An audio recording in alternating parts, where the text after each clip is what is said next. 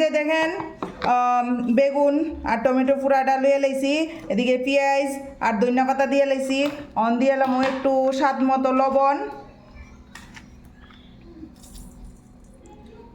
একটু দিয়ে লাইছি লবণ, আর দিয়ে এলাম এটা কিতা কনছেন একটু কাঁচা সরষের তেল। তো এরপরে এটারে মাইখালাম। অন তো সিস্টেম আলাদা।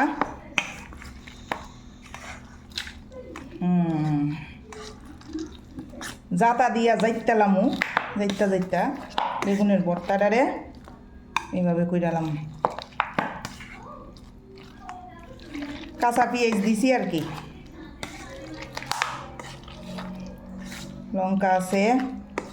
এরপরে বানাইলাম আর একটা চাটনি, টমেটোর চাটনিটা কেমনে কাঁচা চাটনি আর কি, ফাঁকাই না চাটনি না। চাটনিটার মধ্যে কিতা কিতা দিতাছি এটাও দেখাইতাছি।